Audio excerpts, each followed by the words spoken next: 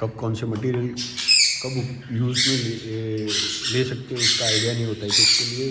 कोई भी चीज़ें अच्छे से संभाल के रखोगे तो फ्यूचर में कभी ना कभी काम आएगी। ये बेसिकली है ये इम्पोर्टेड चाइना के जाते हैं उसके अंदर के जो सीड्स और पानी का बाउल है। ये मैंने प्रिपेयर किया है छोटे से हैंड फीडिंग बच्चे के लिए। जैसे जो डे 1 के बच्चे रेस्ड होते हैं तो उसमें एक प्रॉब्लम मेजॉरिटी क्या रहती है कि अगर ओवर साइज़ रहा कंपेयर टू उसके साइज़ से बराबर है तो बच्चा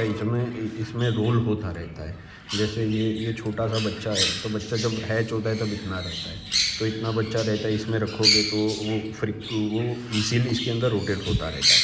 बराबर है। तो ये साइज़ कब यूज़ होती है, जब एक सर्टेन एज साइज़ का बच्चा हो जाएगा, मतलब 10 दिन आजू बाजू का, तब ये टाइप का या ये टाइप का बाउल यूज़ सकते हो। और प्लस एक चीज़ ध्यान रखनी है जो मैंने ऑब्जर्व किया है, अगर फ्लैट इस टाइप का सरफेस रहेगा ना आपके ये टब के अंदर या बाउल के अंदर बच्चा जो रखते हो उसमें बराबर है, तो क्या होता है जब बच्चा मूवमेंट करता है तो क्या होता है ये भी साथ में मूवमेंट करता है, क्योंकि इसमें वजन कम होता है, इसका खुद का वजन होता है पर फिर भी उसका जो फ्रिक्वेंटली मूवमेंट रहता है उसकी वजह से ये हिलता रहता है। अगर ये फ्लैट रहेगा तो कम से ज़्यादा ये लेफ़्ट टू राइट मुश्किल से वो मूवमेंट करता है। अगर वो कर्व नीचे कर्व रहता है ना जो जैसे, तो उसमें क्या होता है कि कभी भी रोल हो जाएगा तो बच्चा उसमें से निकल जाएगा, गिर जाएगा, तो एक प्रॉब्लम आएगा। और जब भी आप लोग दूसरा एक चीज़ मैं जो यूज़ करता हूँ, काफ़ी सारे लोग भी करते हैं, तो क्या है कि पेपर नैपकिन यूज़ कर लो इसके अंदर, जिसकी वजह से क्या है कि भाई जब भी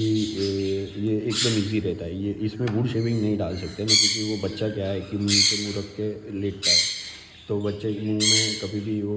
वुड शेविंग जाने का प्रॉब्लम रहता है। तो उसकी वजह से ये इनिशियली स्टेज पे इसको आप यूज़ कर लो, ये बेटर है। इवन अगर कुछ भी पॉटी से भी आप ऑब्जर्वेशन होता है ना कि भाई इसकी पॉटी बराबर आ रही है कि नहीं है, जो खिला रहे हैं उसके अंदर या कुछ इन्फेक्शन है, तो ईजिली आप जस्टिफाई कर पाओगे, क्योंकि इतना छोटा बच्चा है तो जैसे बड़े के अंदर विजुअली आप जस्टिफाई करते हो कि भाई ये बीमार हो गया, ये सिकनेस दिख रही है, ये सब इसमें नहीं होता है। खाली एक डाइजेशन उसका प्रॉपर है कि नहीं उससे एक जस्टिफाई कर पाओगे, और उसकी जो पॉटी रहती है उसके ऊपर से थोड़ा आइडिया होगा कि भाई ये बराबर है कि नहीं बराबर। और दूसरा कि जब भी ये हल्का सा भी गीला हो जाता है इसको चेंज करने का रखो, क्योंकि ये जब तक ये फ्रेश है तब तक कुछ होने वाला नहीं। जैसे ही गीला होगा बच्चा मूवमेंट करता है वो फटता है, इसकी वजह से गीला होता है, तो वो एक उसकी जो वो पकड़ जो रहती है इसकी वो चली जाती है बराबर है, वो सॉफ्ट एकदम हो जाता है, तो उसकी वजह से इसको बदल देना है। अदरवाइज़ क्या होता है कि फटता है तो उसके पैर में लग जाएगा, फंस जाएगा या गले में फंस जाए, और वो अच्छा नहीं रहता। प्लस में दूसरी चीज़ ऐसी है कि वो जो ख़राब है ना, जो भी चीज़ पॉटी गिरती है या ये जो भी कॉटन फिर सॉलिड हो जाता है ना उसके बाद ये पेपर, तो पैर में चौड़ता है, ये सब तरीके से काफ़ी मल्टीपल इसके ड्रॉबैक है। और जब भी बच्चा डे 1 का रखते हो आप, तो क्या ध्यान रखना है कि आपको इस टाइप का एक वॉल क्रिएट कर देना है। मतलब जो बच्चा इतनी साइज़ का है तो ये बच्चा जब रखते हो तो क्या होता है कि भाई ये साइज़ उससे बड़ी है तो कभी भी रोल आ जाता है। तो एक सेफ्टी पॉइंट ऑफ व्यू की वजह से इसको मैं इस टाइप का एक पेपर नैपकिन और एक रखता हूँ, इसके अंदर वॉल बना देता हूँ, ताकि बच्चा खाली यहाँ से left to right, right to left ऐसा खाली घूम सकता है, पर वो लेटेगा नहीं, क्योंकि वो जो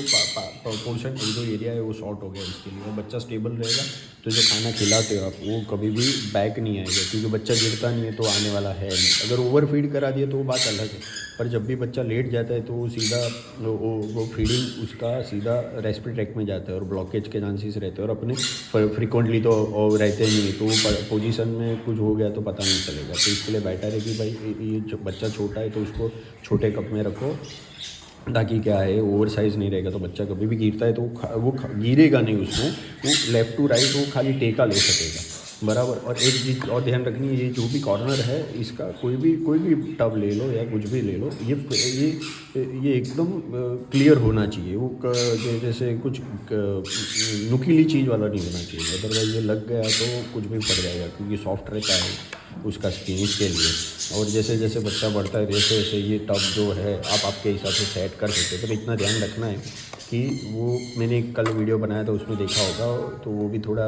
उसके अंदर बताया कि भाई बच्चे का जो साइज़ है उसके हिसाब से टब रखो तो अच्छा रहेगा, ताकि कोई भी मटेरियल का या उससे कोई नुकसान नहीं होगा इसके लिए। जैसे जैसे बच्चा बढ़ता जाता है तो इसमें शिफ्ट होता है, इसमें जैसे जिसको जैसे कंफर्टेबल रहता है। मैं ज़्यादातर इस टाइप के यूज़ करता हूँ क्योंकि ये स्लीपर ही नहीं रहता, इसमें स्लीपर ही रहता है तो थोड़ा एडजस्टमेंट करना मुश्किल हो जाता है, ये अच्छा रहता है और कॉटन इसमें बढ़ जाता है। फिर जब बच्चा और थोड़ा बड़ा हो जाता है तो मैं इस टाइप का ये DIY सिस्टम मैंने बनाया हुआ है, ये प्लास्टिक की एक है इसके अंदर, और नीचे बुरादा रखता हूँ जो डेली दिन में 2 बार 1 से 2 बार चेंज हो जाती है। मतलब जब भी लगता है कि ये प्लेट पूरी अभी जो साफ़ है वो ख़राब होने को आई है तो मैं तुरंत ये टब और ये बदल देता हूँ। तो इस टाइप से मैं ध्यान रखना ज़रूरी है, बराबर है। बाकी अदरवाइज़ क्या है कि सेफ्टी गार्ड रहेगा तो अच्छा रहेगा, और हो सके उतना ट्रांसपेरेंट रहेगा। तो दूसरा बेनिफिट ऐसा है कि भाई अगर